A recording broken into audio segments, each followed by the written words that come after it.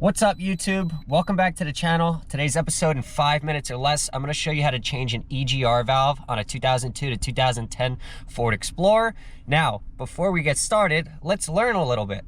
What is an EGR valve? It stands for exhaust gas recirculation. And what it does is at certain engine RPMs, the valve opens and allows exhaust gases from the exhaust manifold back into the intake.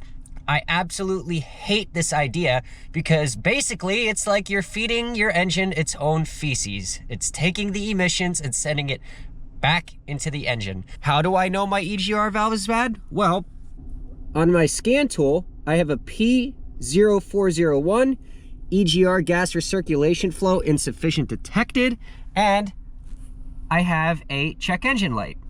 Okay, so here we are underneath the hood, and we're gonna need a couple of tools for this job. We're gonna need a 10 millimeter, an 8 millimeter, a 27 millimeter, or an adjustable wrench, and some penetrating fluid. The first thing we're gonna do is undo our 8 millimeter worm gear clamp going to the throttle body. Next, we can disconnect this vacuum line here. Next, we can work on our mass airflow sensor, pull out the red tab, releases like that. Then pull it up gently, get it out of the way. And then down here for our air box, you have the clips. Undo those clips, pull our air box up, and give it a little spin. Pops right off. The next thing we're gonna do is disconnect our throttle body. So we can undo this connection here. We can undo this connection in the back here. And now to take off the throttle body, we have a 10 millimeter nut over this stud that retains the cable to it. And then underneath, we'll have 4 8 millimeter bolts.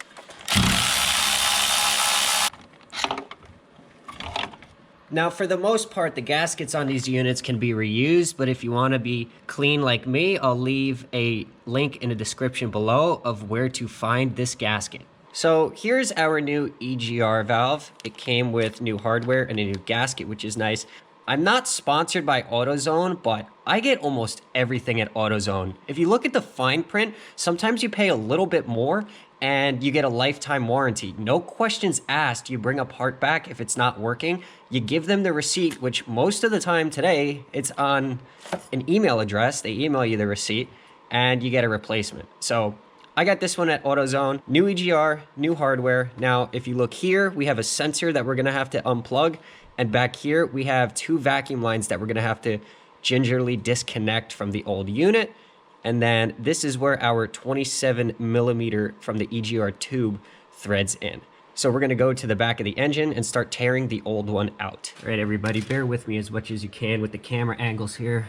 Trying my best. So we have this vacuum line here that goes to the intake manifold. We don't have to disconnect it, but I'm gonna get it out of our way. So you take this like translucent looking clip and all you do is push in on that with your finger and the thing pops right off. Don't try to pry it out, you'll destroy it.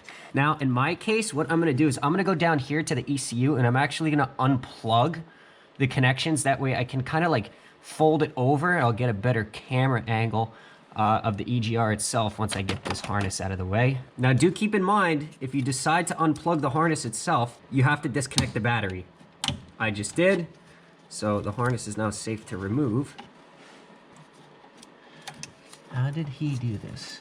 Okay, so with the harness up out of the way, look how much more space we have now. So the first thing I'm gonna do is disconnect this vacuum line. Now real quick, off topic, but if you notice in your 2006 to 2010 Ford Explorer, there's like a hissing noise coming from the passenger side footwell when you hit the gas. It very well could be this little check valve that's no good. They're like $7. I'll leave the link in the description below of where you can find one. That's been annoying me for a very long time with this truck. Now that we have that done, this plug here we have to disconnect. And then on the back, like before, we have the vacuum lines that we have to pull off. Now, the nut going into the EGR itself is a 27 millimeter. You could either use a large wrench or you can use an adjustable wrench. I completely rebuilt this engine, so it's not gonna be too much of a fight, but the 2 back bolts those are gonna stink.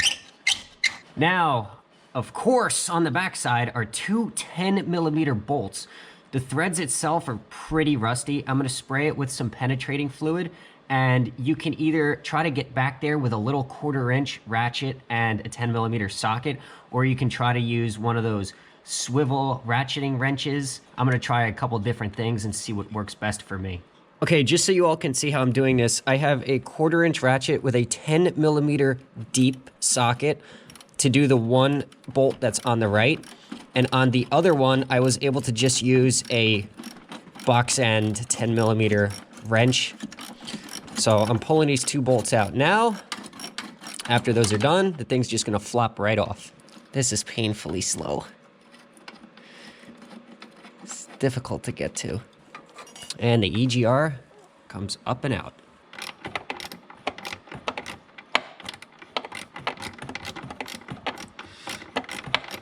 All right, once you get all the bolts hand tight, you just gotta go nice and snug. You don't have to crank down on it. Now we can get our 27mm started. Okay. Snug this down. Good. Plug in our connection. Now we have our vacuum lines in the back. Reinstall this vacuum line. Then we can lay our harness back over the top. Plug in this vacuum line. Push, lock, push, lock, plug this in, click.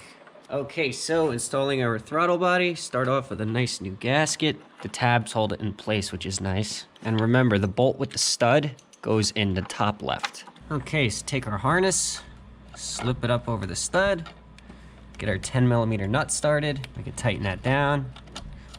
Plug in that connection. Plug in this connection. All right, last but not least, air intake. Push that over. Line up the tabs on the box. Clip it in. Remember, the mass airflow sensor harness goes underneath the vacuum line. Like that. Plug that in. Clip, clip, tighten down our 8mm, and you're good to go.